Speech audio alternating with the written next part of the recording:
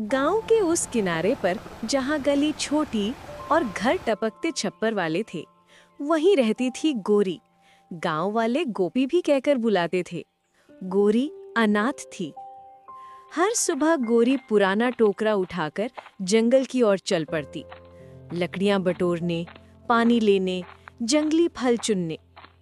एक सुबह गोरी ने जंगल की वो पगडंडी ली जहां छोटी छोटी घास के गुच्छे और जंगली ककड़ी पनपती थी। वो एक बड़े पेड़ के नीचे बैठकर लकड़ी बटोर रही थी। तभी एक अजीब सी शांति में इंसानी रूप दिखाई दिया, साधु जैसा कोई। बेटी, तुम सुबह सुबह यहाँ क्यों आती हो? तुम्हारे कदम थके हुए दिखते हैं। बाबा, मैं यहाँ लकड़ियाँ लेने आती हूँ।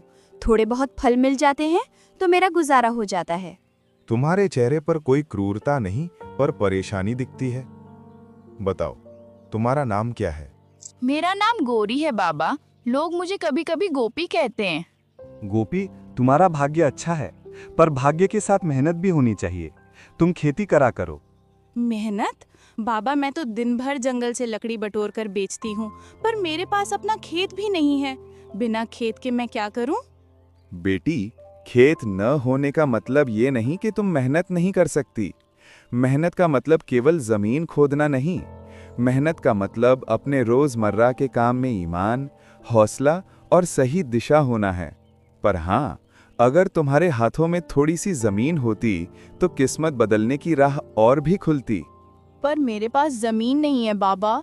गांव के लोग कहते हैं कि हमारे घर ने कुछ भी नहीं छोड़ा। मैं कहाँ से जमीन लाऊं? कभी कभी किस्मत छोटे छोटे दरवाजों से आती है। मैं तुम्हें एक बात बताऊं, अगर तुम सचमुच मेहनत करोगी और मन से करोगी तो तुम्हें संकेत मिलेंगे। मैं आधा अधूरा उत्तर नहीं दूंगा, पर एक राह दिखा दूंगा। बताइए, क्या करूं? मैं जो कुछ भी कर सकती हूं करूंगी। जाओ, गांव के बुजुर्गों के पास जाकर उनके काम में हाथ बटाओ।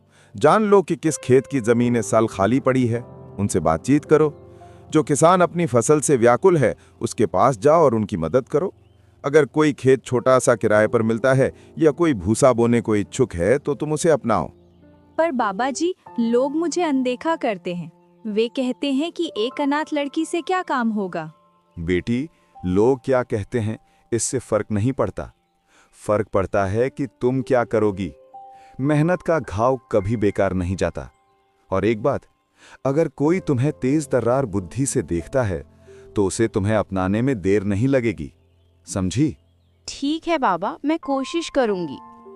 अगले कुछ दिनों में गोरी ने गांव के बुजुर्गों के घरों में काम करना शुरू कर दिया। सुबह जल्दी उठकर दूध देना, खेतों से बीज जमा करने में मदद। उसने खुले दिल से काम किया और बिना शिकायत के सबके काम में हाथ बटाया। कुछ दिनों के बाद गांव के एक किसान हरिदास का ध्यान उसकी ईमानदारी पर गया। हरिदास का बड़ा बेटा शहर चला गया था और उसके छोटे छोटे खेतों में काम करने वाला भी नहीं था। उसने गोरी को कहा, गोपी, तू मेरी खेत में कुछ काम कर दे, मैं तुझे थोड़ी सी जमीन दिखा दूंगा। भैया, आप मुझे जमीन दे रही है? नहीं बेटा, मैं जमीन मुफ्त नहीं दे रहा। बस मैं देखना चाहता हूँ कि तुम किस तरह मेहनत करती हो। अगर तुमने सही से काम किया तो मैं कुछ दिन बाद तेरे लिए छोटा सा टुकड़ा दूंगा। ठीक है भैया, मैं पूरी लगन से करूंगी। इस प्रकार साधु की सलाह धीरे धीरे फल देने लगी। गोरी को जंगल में मिलने वाला साधु एक मार्गदर्शक बन गया। पर सबसे बड़ा परिवर्तन उसकी अपनी मेहनत और उसके व्यवहार में था। वो न केवल लकड़ी बटोरती बल्कि खेतों का काम सीखने लगी। एक सुबह जब गोरी खेत पर हल्की बारिश के बाद मिट्टी की सुगंध में काम कर रही थी, गांव के लोग उससे बोले, शाम को गांव की पंचायत है, तू भी आना। पंचायत? पर मुझे क्यों? क्यों नहीं? तू मेहनती है, सबने देखा है। तेरी हिम्मत की सराहना करेंगे। गोरी की दिल की धड़कन तेज हो गई, पर वो भीतर से खुश थी। पंचायत का दरवाजा उसके लिए एक नई दुनिया का संकेत था, और शायद वही उसकी किस्मत की वो छोटी सी खिड़की थी जिसे साधु ने कहा था। पंचायत के बीच में हरिदास ने सबको बताया, इस लड़की ने खेत में मेहनत दिखाई है। मैं चाहूंगा कि उसे थोड़ी सी जिम्मेदारी दी जाए। एक खेत है छोटा सा, बीज बोने तक के लिए मैं इसे उसे कुछ दिन के लिए सौंपना चाहता हूँ। हरिदास, तू क्या कर रहा है? एक अनाथ लड़की को जमीन दे रहा है, खेती नहीं होती ऐसे। देखो लोगों, मैंने ये काम तभी किया जब मैंने उसकी मेहनत देखी। अगर वो असफल हुई तो मैं जिम्मेदार हूँ, पर अगर सफल हुई तो हम सबका मान बढ़ेगा। ये पहला मौका था जब किसी ने उसे मौका दिया। वो रात भर सो नहीं पाई। उसके मन में उम्मीद की लकीर उभर आई थी, पर समस्या यही थी, उसके पास बीज बोने के लिए धान ही नहीं था।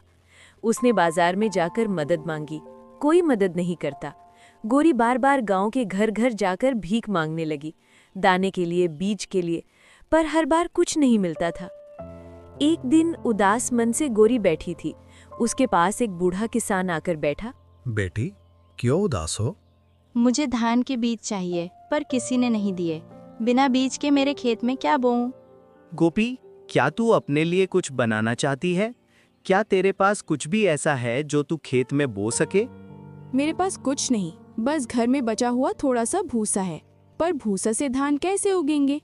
बहुत लोग कहते हैं कि भूसा बोने से कुछ नहीं होगा, पर खेत का राज केवल बीज नहीं, देखभाल और लगन भी है। गौरी ने मन ही मन सोचा, भूसा ही बो देती हूँ। वैसे भी साधु बाबा ने मेहनत करने को बोला है, कहीं मेरी मेहनत से धान उग जाए तो। दूसरे दिन गौरी ने अपने छोटे से घर से जो भूसा बचा था वो खेत में लेकर आई। क्या कर रही हो? भूसा बो रही हो? गौरी चुप रही और अपना काम करने लगी। गौरी ने भूसा खेत में फैलाया और उसे हल्की सी मिट्टी में मिलाया, पानी दिया, खरपतवार निकालती और पत्तियों पर ध्यान देती। लोग हैरान थे कि वो इतनी लगन से काम कर रही है। 1 महीना बीता, खेत में कुछ भी जाहिर नहीं हुआ, पर गौरी ने उम्मीद नहीं छोड़ी। मैं मेहनत कर रही हूँ, कृपा दिखाइए। एक सुबह गौरी जब खेत में गई तो उसे खेत के बीच में छोटी छोटी हरियाली के संकेत दिखाई दिए। कुछ नन्हे नन्हे पौधे ऊपर उभर रहे थे। गौरी के शरीर में कराह उठी। हे भगवान, तुम सच में हो। गांव वालों ने भी देखा और सब में एक मीनार सी खुशी उभरी।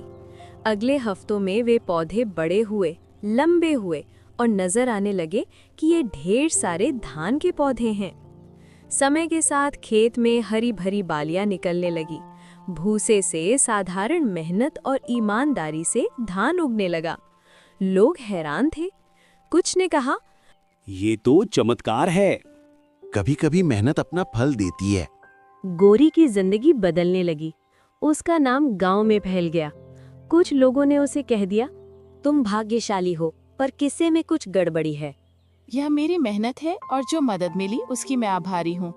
जब कटाई का समय आया तो खेत में सोने सी बालियां लहरा रही थीं। गांव वालों ने मिलकर कटाई की और गौरी की खुशी का ठिकाना ना रहा। खेत से निकला धान गौरी के लिए न सिर्फ उपज था, बल्कि गांव में उसकी जगह पक्की करने वाला साबित हुआ था। उसकी रहने सहने की हालत में सुधार आया, पर गौरी की सादगी और विनम्रता जस की तस बनी रही। दूसरे दिन गांव में ठाकुर लाल ने पंचायत बुलाई। भाइयों, ये कैसी बात है कि एक अनाथ लड़की भूसा बोकर धान उगाले? ये बात हजम नहीं होती। मैं कहता हूँ इसमें जरूर कोई गड़बड़ है। ठाकुर जी, आपने खेत देखा है? मेहनत अपनी आंखों से देखी है। लड़की दिन रात लगी रहती थी, मैं गवाही देता हूँ। ठाकुर जी, मैंने भी देखा है। उस बच्ची ने थकावट की परवाह नहीं की और खेत के हर कोने में उसने मन लगाकर पानी दिया, घास उखाड़ी। अरे प्रसून, तुम बूढ़े हो गए हो, दुनिया देखी नहीं क्या? भूसे से धान कहाँ उगते हैं? ये सब किसी साधु बाबा का खेल है। गांव को ऐसे धोखे में नहीं रखना चाहिए। लड़की तो भली है, मेहनत भी करती है। अगर सच में उसने कुछ गलत किया होता तो खेत यूं चमकता। गौरी भी वहां खड़ी थी। उसकी आंखों में आंसू थे, पर होंठ बंद। वो सोच रही थी, क्या मेरी मेहनत पर शक होना ही मेरी नियति है? इसी बीच पगडंडी से वही साधु आते दिखाई दिए जिनसे गौरी जंगल में मिली थी। सबकी नजरें उनकी ओर उठ गईं। क्यों इतना हल्ला? ये धरती माँ है। धरती माँ मेहनत का फल देती है और कभी कभी वो फल हमारी समझ से परे होता है। लेकिन क्या हर अनोखी चीज को हम धोखा मान लें? बाबा, आप तो परदेसी हो, आपको क्या पता इस गांव की रीत? यहाँ भूसा बोकर धान नहीं उगते। अगर ये सच है तो साबित हो। अगली बार भी ऐसा कर दिखाए ये लड़की। ठाकुर, धरती का न्याय तुमसे बड़ा है। अगर ये लड़की अगली ऋतु में भी अपनी मेहनत से खेत हरा कर दे, तो क्या तुम मानोगे कि ये उसकी सच्चाई है? हाँ हाँ, मान लूंगा। बेटी, तेरी परीक्षा अभी पूरी नहीं हुई, असली सफर अब शुरू है। बाबा, मैं डरती हूँ, पर अगर आप कहते हैं तो मैं हिम्मत करूंगी। उस रात गोरी अपने टूटे फूटे घर में अकेली बैठी थी। मिट्टी की दीवारें जैसे उसकी धड़कन सुन रही हों। वो बुदबुदाई, क्या मैं फिर कर पाऊंगी? पहली बार तो जैसे भगवान ने मदद कर दी, लेकिन बार बार क्या वही होगा? अगर असफल हुई? अचानक उसे प्रसून की बातें याद आई। मेहनत कभी बेकार नहीं जाती। और साधु के शब्द गूंजे, दिल का खेत पहले उपजता है। गोरी, तुझे रोने का हक नहीं। तुझे मेहनत करनी होगी, चाहे अकेली ही क्यों ना करनी पड़े। कुछ दिनों बाद गोरी जंगल में फिर साधु से मिली। बाबा, इस बार लोग मुझे और कठोर परीक्षा दे रहे हैं। ठाकुरलाल बीज रोकना चाहता है, मैं क्या करूं? बेटी, बीज सिर्फ अनाज का नहीं होता, बीज उम्मीद का भी होता है। जब दिल में विश्वास होता है तो भूसा भी बीज बन जाता है। तू अपने डर को बो और उसे पानी दे, देखना वो साहस बनकर उगेगा। बाबा, पर लोग, उनकी बातें, उनकी हंसी। लोग हंसते ही हैं, पर जब खेत लहराता है तो वही लोग गीत गाते हैं। याद रख, तेरी लड़ाई खेत से नहीं, अपने मन से है। गोरी ने प्रणाम किया। अब उसके चेहरे पर डर नहीं, बल्कि दृढ़ संकल्प था। रामू की मदद से मिले थोड़े धान और कुछ अनाज जो गोरी ने अपने हिस्से से बचाया था, यही उसका बीज बना। गांव फिर से तमाशा देखने इकट्ठा हुआ। देखो अब क्या कर पाती है ये लड़की। पिछली बार तो संयोग था। लेकिन गोरी ने परवाह नहीं की। उसने धान बोया, खेत में दिन रात पसीना बहाया और पूरे लगन से अपने पौधों की रक्षा की। समय बीता और धान पहले जैसे ही उगी। ठाकुर का मुंह बंद हो गया और गौरी भी सफल हो गई। उसकी मेहनत रंग लाई। गौरी का नसीब और मेहनत ने उसका साथ दिया। मुझे माफ कर दो गौरी, मैंने तुम पे शक किया। कोई बात नहीं, मैं अनाथ थी इसलिए किसी ने मेरे ऊपर यकीन नहीं किया, पर मैंने अब साबित कर दिया कि इंसान अपनी मेहनत से हर चीज कर सकता है। सब चुप हो गए और गोरी को अपना मानने लगे।